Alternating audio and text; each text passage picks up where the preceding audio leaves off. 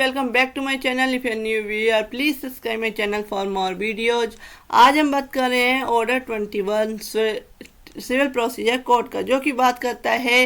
Execution of decree and orders. अपनी previous video में मैं इसका रूल 1 एंड 2 क्लियर कर चुकी हूँ। अब स्टार्ट करते हैं रूल 3 से। तो फ्रेंड्स, इससे पहले आपको मैं एक बार संक्षिप्त में बता दूँ कि जो डिक्री होती है वह जब कोई जजमेंट किसी केस में दिया जाता है तो उसके अनुसरण में क्या है, डिक्री तैयार की जाती है। डिक्री के ऐसा पार्ट होता है जिसके एग्जीक्यूट कराना होता है कि जो जजमेंट कोर्ट ने दिया किसी केस में उसको अप्लाई भी तो कराना होगा, खाली जजमेंट कागजों में लिख के रखना काफ़ी नहीं है। तो उसको एग्जीक्यूट कराने के लिए, उसका निष्पादन कराने के लिए, उसको लागू कराने के लिए जो डिक्री होती है और डिक्री और ऑर्डर्स को कैसे एग्जीक्यूट कराया जाएगा, ऑर्डर 21 इसमें बात करता है। और इसका बहुत ही लंबा रूल्स है, रूल 1 से लेके 106 तक हैं, तो 1 बाय 1 समझेंगे। तो आज हम समझेंगे रूल 3। अगर आप मेरा रूल 1 एंड 2 देखना चाहते हैं तो इस चैनल की प्लेलिस्ट में आप CPC की प्लेलिस्ट में जाके देख सकते हैं। तो रूल 3 कहता है, एक से अधिक अधिकारता में स्थित भूमि, land institute in more than one jurisdiction, where immovable property forms one state और institute within the local jurisdiction of the jurisdiction of 2 and more courts, जहाँ स्थावर संपत्ति 2 या अधिक न्यायालयों की अधिकारता की स्थानीय सीमाओं के भीतर एक स्थित एक संपदा या भूगृति के रूप में है, वहाँ पूरी संपदा को ऐसे न्यायालय में से कोई भी एक न्यायालय कुर्क कर सकेगा और उसका विक्रय कर सकेगा। यानी कि एक से अधिक कोर्ट की जुरिडिक्शन में वह जो भूमि है, वह जो लैंड है वो आता है। तो उनमें से कोई भी एक कोर्ट जो उस डिग्री का एग्जीक्यूशन कर रही है, निष्पादन कर रही है, वह उस भूमि को क्या है, अधिकृत कर सकती है, कुर्क कर सकती है और उसका विक्रय सेल कर सकती है। रूल 4 कहता है कि लघुवन न्यायालय को अंतरण, transfer to court of small causes, जहां डिक्री ऐसे किसी बाद में पारित की गई है जिसका बातपत्र में वर्णित मूल्य 2000 रुपये से अधिक नहीं है और जहां तक उसकी विषय वस्तु का संबंध है वहां या तो वह प्रेसिडेंसी या प्रांतीय लघुवन न्यायालय के संज्ञान से तत्समय प्रवर्त विधि द्वारा बाधित नहीं है और वह न्यायालय जिसने इसे पारित किया था यह चाहता है कि वह कलकत्ता, मद्रास और मुंबई के निष्पादन की जाए, वहाँ ऐसा न्यायालय यथास्थिति कलकत्ता, मद्रास और मुंबई में के लघुवन न्यायालय को नियम 6 में वर्णित कॉपियों और प्रमाण पत्र भेज सकेगा और तब ऐसा लघुवन न्यायालय उस डिग्री का निष्पादन ऐसे कराएगा मानो वैसे हम उसके द्वारा पारित की गई हो। जो ट्रांसफ़र है, जो कोर्ट क्या कर सकती है, अगर कम मूल्य की डिक्री है, 2000 रुपये तक का उसका मूल्य है, तो उस केस में वह स्मॉल कॉज कोर्ट, जो कि छोटे स्मॉल कॉज से रिलेटेड जो कोर्ट केस देखती है, नाम से समझ में आएगा कि स्मॉल कॉज कोर्ट जो छोटे केसेज हैं उनको देखती है, कम मूल्य के केसेज को देखती है। तो उस केस में जो ट्रांसफ़र है उस डिग्री का एग्जीक्यूशन उस कोर्ट को, लघुवन न्यायालय को हो जाएगा और वह ऐसे एग्जीक्यूट करेगी मानो उसी ने पारित की हो। नेक्स्ट आते हैं रूल 5। रूल 5 कहता है कि अंतरण की रीति क्या होगी, मोड ऑफ ट्रांसफर क्या होगा। जहां डिक्री निष्पादन के लिए दूसरे न्यायालय को भेजी जानी है वहां वह न्यायालय उस जिसमें ऐसी डिक्री पारित की गई है डिक्री को सीधे ऐसे दूसरे न्यायालय को भेजेगा, चाहे ऐसा दूसरा न्यायालय उसी राज्य में स्थित हो या नहीं। किंतु जहां न्यायालय जिसको डिक्री निष्पादन के लिए भेजी गई है उस दिशा में जिसमें डिक्री को निष्पादित करने की अधिकारता नहीं है, ऐसे न्यायालय को भेजेगा जिसे ऐसी अधिकारता है। यानी कि जो ट्रांसफ़र किया जा रहा है, जो अंतरण किया जा रहा है डिक्री का, तो ऐसे न्यायालय को, ऐसे कोर्ट्स को उसका ट्रांसफ़र किया जाएगा जो कि इसको एग्जीक्यूट कराने के लिए उस पर राइट साइड जुरिडिक्शन है। नेक्स्ट आते हैं रूल 6। रूल 6 कहता है, जहाँ न्यायालय यह चाहता है कि उसकी अपनी डिक्री किसी अन्य न्यायालय द्वारा निष्पादित की जाए, वहाँ प्रक्रिया क्या होगी। Procedure where court desire that its own decree shall be execute by another court. Decree को निष्पादन के लिए भेजने वाला न्यायालय निम्नलिखित भेजेगा, अर्थात डिक्री की एक कॉपी यह वर्णित करने वाला प्रमाण पत्र की डिक्री की तुष्टि उस न्यायालय की अधिकारिता के भीतर जिसने उसे पारित किया था निष्पादन द्वारा अभिप्राप्त नहीं की गई है। और जहां डिक्री का निष्पादन, जो डिक्री है उसका निष्पादन क्या है, भागता हुआ है और वह इसका वहाँ वह विस्तार जिस पर तुष्टि अभिप्राप्त कर ली गई है या डिक्री का जो भाग अतुष्ट रह गया है जिसका निष्पादन नहीं हो पाया है, वह भाग वर्णित करने वाला एक प्रमाण पत्र क्या है, सर्टिफिकेट जारी करेगा। या डिक्री के निष्पादन में किसी ऐसे आदेश की कॉपी हो, यदि ऐसा कोई आदेश नहीं है तो उस भाव का प्रमाण पत्र जारी करेगा कि इस तरीके से क्या है जो अदर न्यायालय है वो उस डिक्री का एग्जीक्यूशन कराए। नेक्स्ट आते हैं रूल 7। रूल 7 कहता है डिक्री आदि की कॉपियां प्राप्त करने वाले न्यायालय उसे सबूत के लिए फाइल कर लेगा। ये वह न्यायालय जिसे डिक्री ऐसी भेजी गई है उसकी कॉपी या प्रमाण पत्रों को उस डिक्री और आदेश के जो निष्पादन के लिए है या उसकी कॉपियों के किसी अतिरिक्त सबूत के बिना फाइल कर लेगा और वह विशेष कारणों से जो लिखित किए जाएं या जिन पर न्यायाधीश के हस्ताक्षर होंगे ऐसे सबूत की अपेक्षा ना करे। तो इस तरीके से क्या है वो से रिकॉर्ड में रखता है या जो एविडेंस रख सकता है या प्रूफ रख सकता है उस कॉपी को, जो डिक्री कॉपी दी गई है या जो है एग्जीक्यूशन के लिए जो सर्टिफिकेट दिया गया है वो। नेक्स्ट आते हैं रूल 8। रूल 8 कहता है डिक्री या आदेश का उन न्यायालय द्वारा निष्पादन जिसे वह भेजा गया है जहां एग्जीक्यूशन ऑफ डिक्री और order by court to which it is send,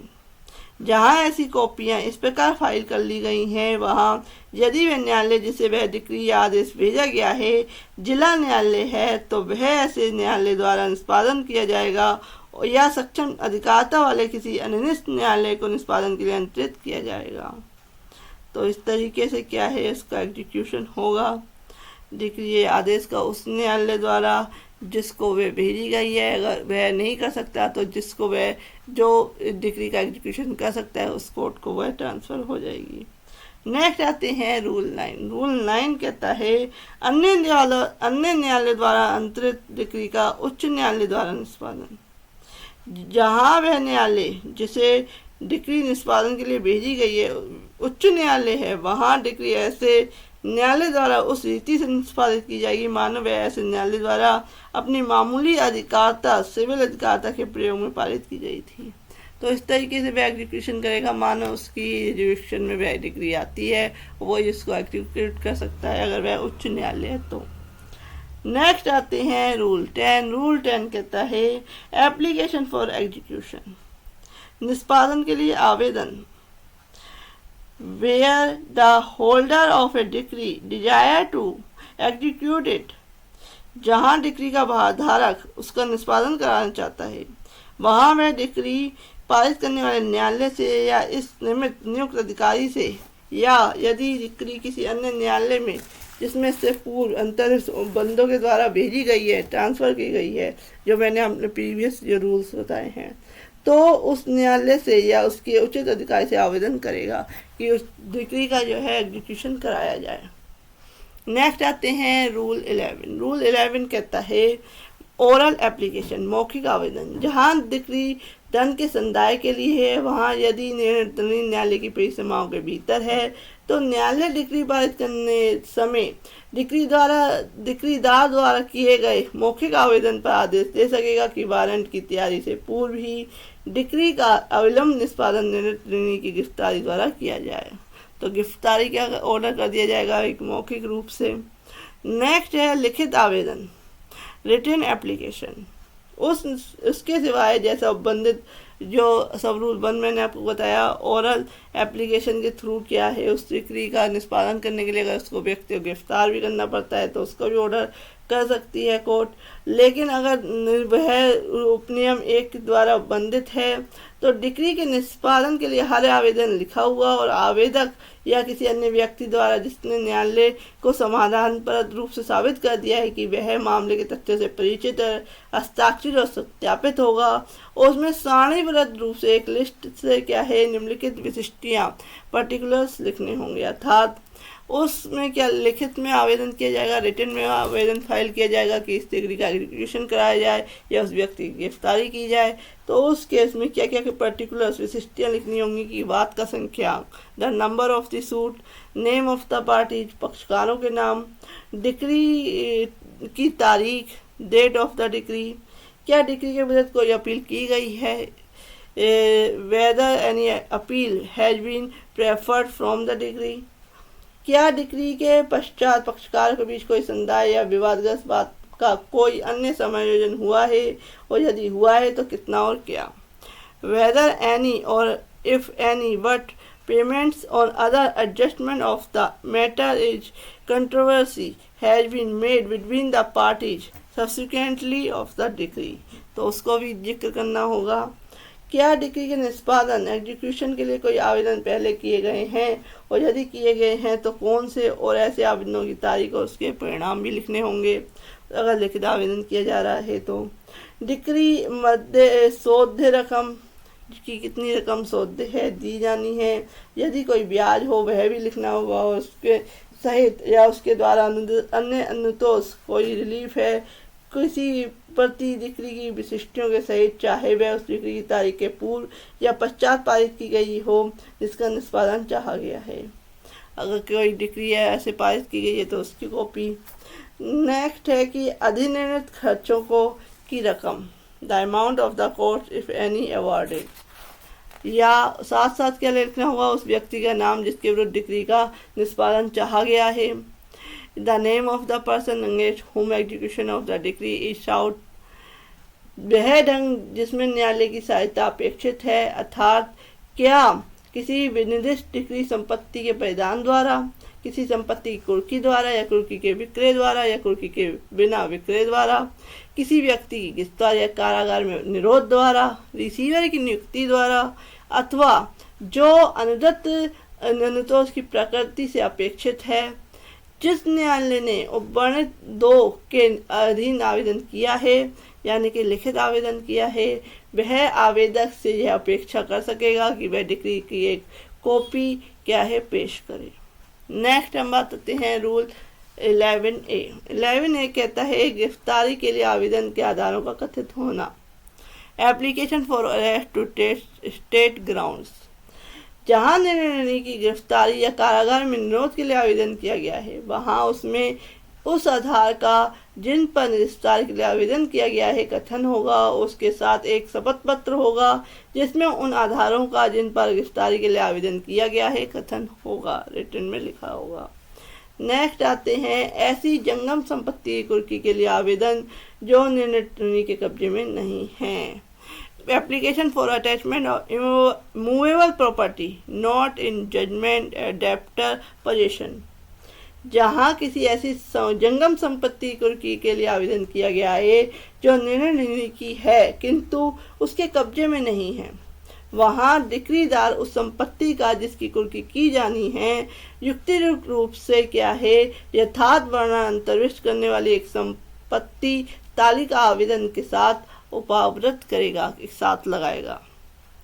next आते हैं रूल 13। रूल 13 कहता है स्थावर संपत्ति कुर्की के आवेदन में कुछ विशिष्टियों का अंतर्विष्ट होना, application for attachment of immovable property to contain certain particulars,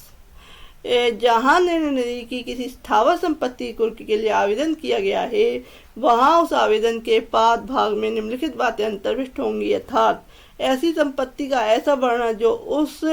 पहचानने के लिए पर्याप्त है और उस दिशा में जिसमें ऐसी संपत्ति सीमाओं द्वारा या भू व्यवस्थापन या संरक्षण के अभिलेख के संख्याकों द्वारा पहचानी जा सकती है, ऐसी सीमाओं संख्याओं का निर्देशन यानी कि उस संपत्ति से कि जिससे कि उसे की पहचान की जा सके वो तरह के अभिलेख, डॉक्यूमेंट्स, चित्र, मानचित्र जो है वो लगाए जा सकेंगे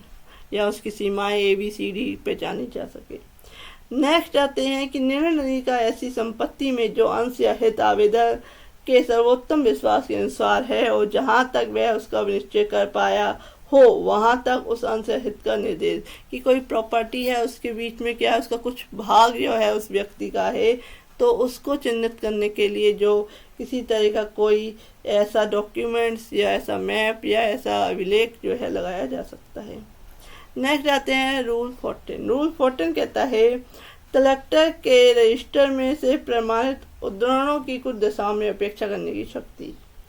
power to require certificate extract from collector's register in certain cases. जहां किसी ऐसी भूमि की कुर्की के लिए आवेदन किया गया है जो कलेक्टर के कार्यालय में रजिस्ट्रीकृत है, वहां न्यायालय आवेदक से अपेक्षा कर सकेगा कि वहां उस भूमि की स्वत्वधारी के रूप में या उस भूमि में या उसके राजस्व में कोई अंतरणीय हित रखने वाले के रूप में या उस भूमि के लिए राजस्व देने के दायी के रूप में रजिस्टर में दर्ज व्यक्तियों का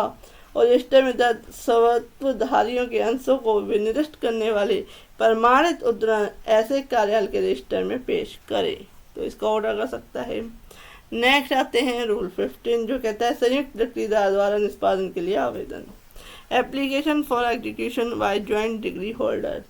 जहां डिग्री एक से अधिक व्यक्तियों के पक्ष में संयुक्त रूप से पारित की गई है, वहां जब तक कि डिग्री में उसके प्रतिकूल कोई शर्त अविरोपित ना हो, पूरी डिग्री के निष्पादन के लिए आवेदन ऐसे व्यक्तियों में से कोई एक या अधिक अपने सभी के फायदे के लिए या जहां उसमें से किसी की मृत्यु हो जाती है, वहां मृतक के उत्तरजीवी और विधिक प्रतिनिधियों के फायदे के लिए कर सकेगा। नेक्स्ट कहते हैं कि जहां न्यायालय डिग्री का निष्पादन इस नियम के अधीन किए गए आवेदन पर अनुज्ञात करने के लिए पर्याप्त हेतु देखे और जहां वह यह आदेश करेगा कि वह उन व्यक्तियों के जो आवेदन करने में सम्मिलित नहीं हुए हैं हितों के संरक्षण के लिए आवश्यक समझे, उसका ऑर्डर कर सकता है। नेक्स्ट आते हैं रूल 16 जो बात करता है डिग्री के अंतरिति द्वारा निष्पादन के लिए आवेदन। जहां किसी डिग्री का या किसी कोई डिग्री जो दो या अधिक व्यक्तियों के पक्ष में संयुक्त रूप से पारित की गई है, जो डिग्री में किसी डिग्रीदार के हित का अंतरण निम्नलिखित लिखित समुदेशन द्वारा या लिखित विधि की क्रिया द्वारा हो गया है, वहां अंतरिति उस न्यायालय से जिसने डिग्री पारित की थी डिग्री के निष्पादन के लिए आवेदन कर सकेगा और डिग्री उसी रीति से और उसी शर्तों के अधीन रहते हुए इस प्रकार निष्पादित की जाएगी मानो आवेदक ऐसे डिग्रीदार के द्वारा किया गया हो, आवेदन ऐसे डिग्रीदार के द्वारा किया गया हो। परंतु जहां डिग्री के पूर्वोक्त जैसे हित का अंतरण समुदेशन द्वारा किया गया है, वहां ऐसे आवेदन की सूचना अंतरण और निर्णय को दी जाएगी और जब तक न्यायालय ने डिग्री के निष्पादन के बारे में उसके आक्षेप यदि कोई हो ना सुन लिया हो तब तक वह निष्पादित नहीं की जाएगी, यानी कि उसको सुना जाएगा, निर्णय को सूचना दी जाएगी, उसके बाद ही क्या है और प्रोसेस होगी। परंतु यह और भी कि जहां दो या अधिक व्यक्तियों के विरुद्ध धन के संदाय की डिग्री उनमें से एक को अंतरित की गई है, वहां वह अन्य व्यक्तियों के विरुद्ध निष्पादित की जा सकेगी। तो फ्रेंड्स ये था रूल 16, इसमें स्पेसिफिकेशन दिया हुआ है। इस नियम की कोई बात धारा 146 के बंदों पर प्रभाव नहीं डालेगी और उस संपत्ति में जो बात की विषय वस्तुएं हैं अधिकारों का कोई अंतरिति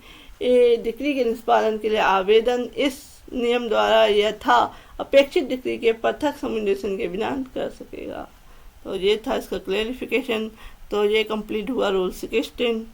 नेक्स्ट आपको वीडियो में बताऊंगी रूल 17 से लेके जितना कंप्लीट हो सकेगा तो उतना था। तो friend, if you like my video please like share and subscribe my channel. Thank you for watching this video.